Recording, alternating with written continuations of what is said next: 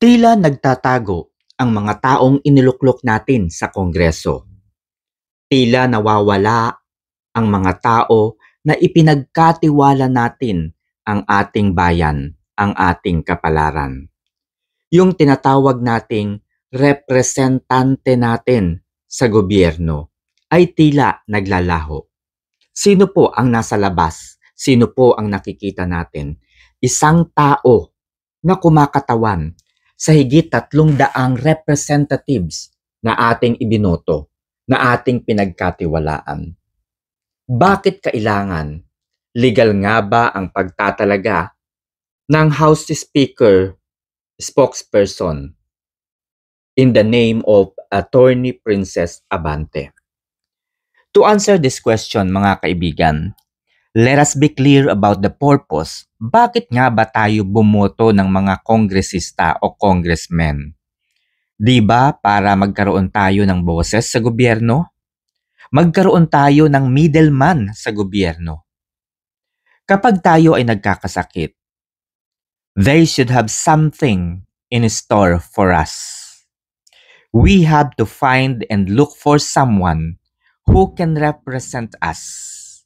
Each one of them, or more than 300 congressmen, dapat nagsasalita, ini-inform tayo, ina-update tayo. 'Di ba? Kung ano nga ba ang mga nangyayari sa mga bagay na ipinagkatiwala natin sa kanila. Nasaan na yung mga duties and responsibilities and obligations na ipinagkatiwala natin sa kanila. They should speak before us. They should tell us the truth. We voted for them. Ibinoto natin sila upang maging boses natin. Do we Filipino requested them to impeach the Vice President? Tayo ba ang nagsabi at nag-utos sa kanila na mag-isip ng mga bagay-bagay at mga paraan to impeach the Vice President?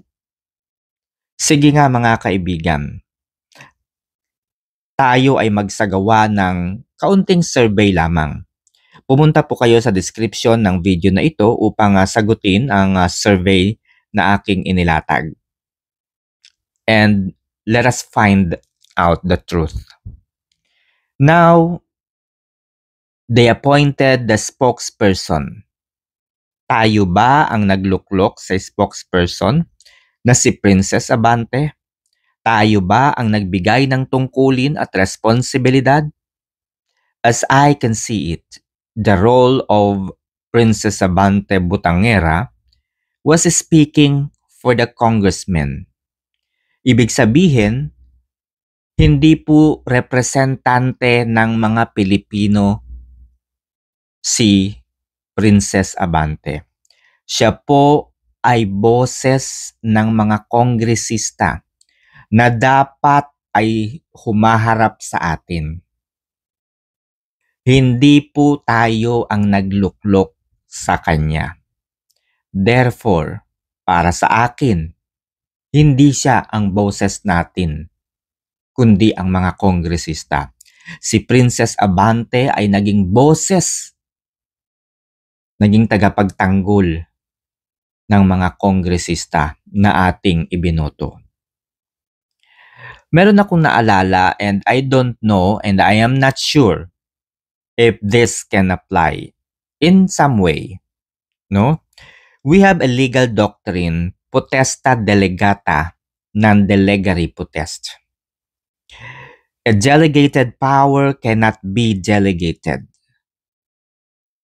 The principle is often invoked in administrative and constitutional law. It means that when authority is delegated to a person or body, that person or body cannot further delegate that power unless explicitly authorized to do so. So malinaw mga kaibigan, hindi pwedeng i-delegate no? O kahit hindi na po delegate yung tiwala, no? Yung tiwala.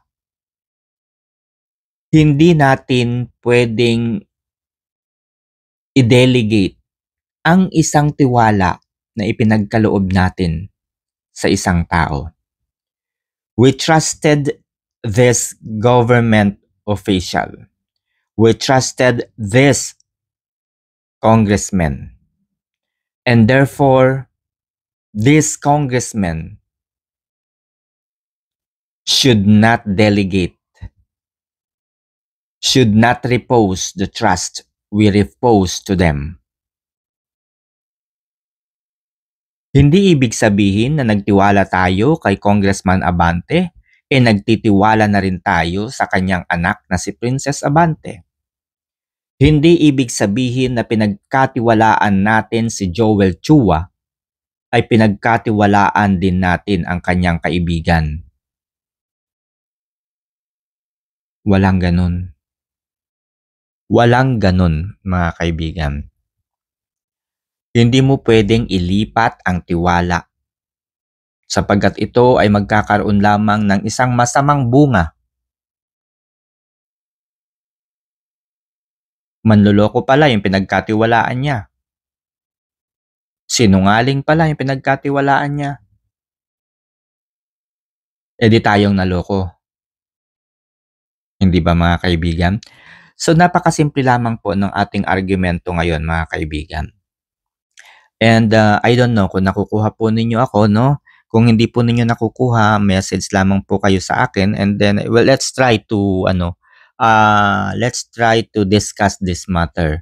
Kasi po malinaw po sa ating konstitusyon na kaya po tinawag silang House of Representatives. It's because sila po ang nagre-represent sa ating mga Pilipino. No? Sila po ang nagre-represent sa ating mga Pilipino. Therefore, lahat po ng kanilang gagawin, mga batas na ipapanukala, ang makikinabang po ay tao. Tayong mga Pilipino. Dahil yun po yung kailangan natin 'Di ba? Yun po yung kailangan natin. Halimbawa, seguridad sa pangkalusugan. 'Di ba?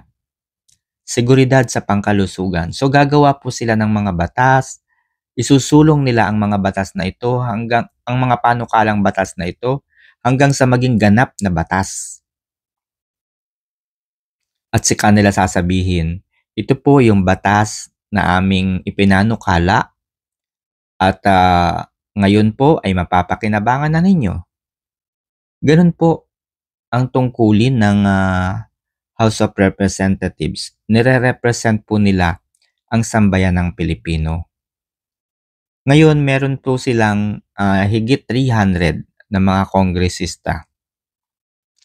Itong 300 na ito na kongresista, ipinagkatiwala natin yung ating tiwala sa kanila. Sa pag-aakalang magpapanukala sila ng mga batas na mapakikinabangan ng milyong-milyong mga Pilipino. Kaya nga representatives, di ba? Sila po ang magre-represent sa atin sa gobyerno. So therefore, kailangan natin ng update.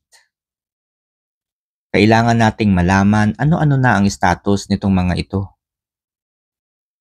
Nasaan na yung mga ipinagkakatiwala namin sa inyong mga bagay-bagay. You should face us. Harapin nyo kami.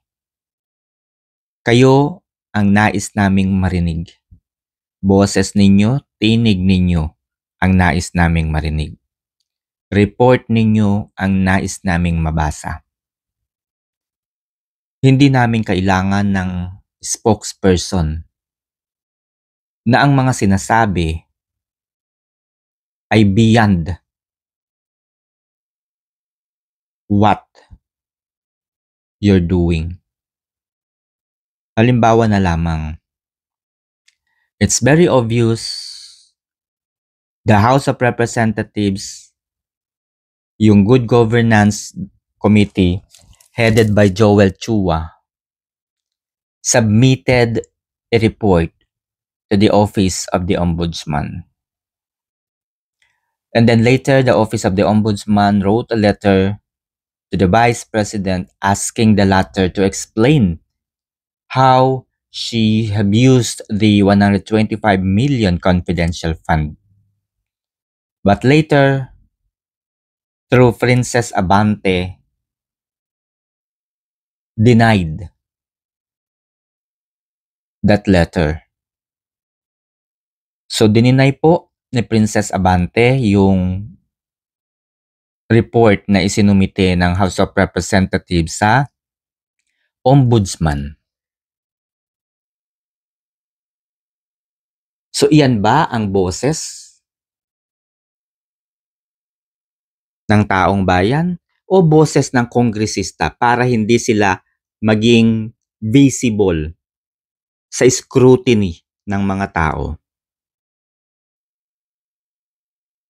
So sa nakikita natin, nag-appoint sila ng kanilang spokesperson for them para maging anino na lamang. Para bang naghahanap tayo ng tao na nawawala. 'Di ba? Itinatago nila ang kanilang sarili, ang kanilang obligasyon sa katauhan ni Princess Abante. Magkaiba po ang katungkulan ni Princess Abante at ni Auntie Claire. No?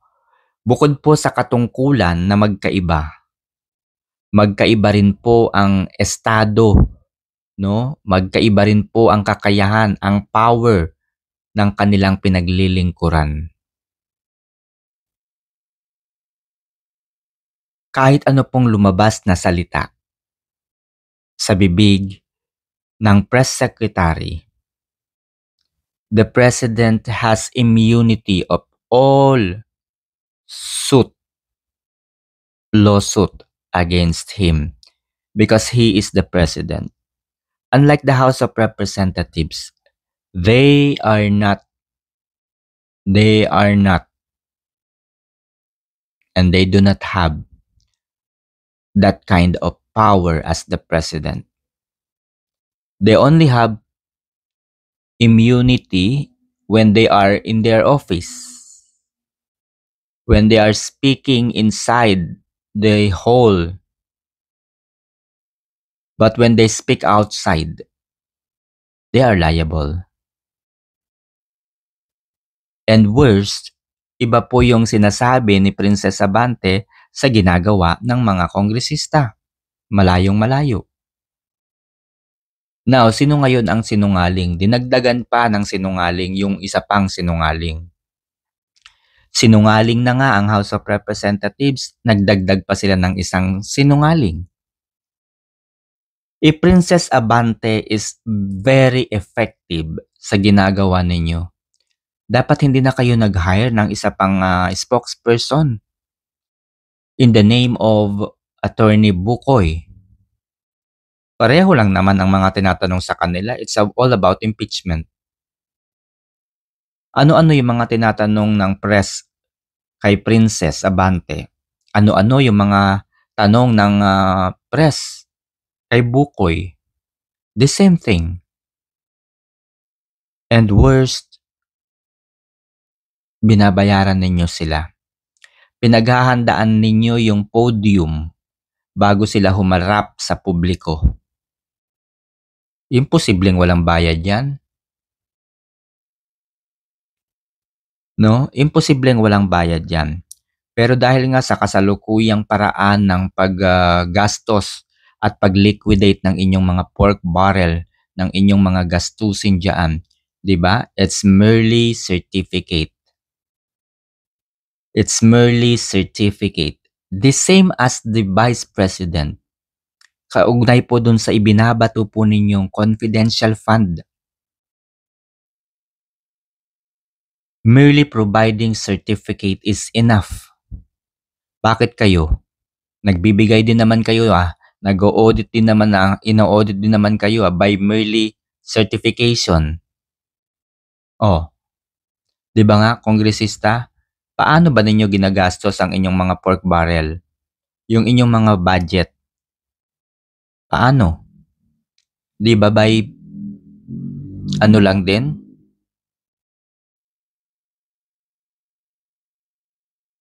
'Di ba? Certification lamang din.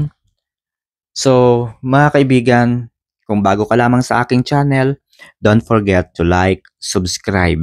And again, if you have a friend na lawyer or judge or ano, ah, pwede pong tanungin ninyo sila kasi makakatulong po yun. And share this kung ano po yung sabi nila o advice sa inyo. Yun lamang po. Good morning.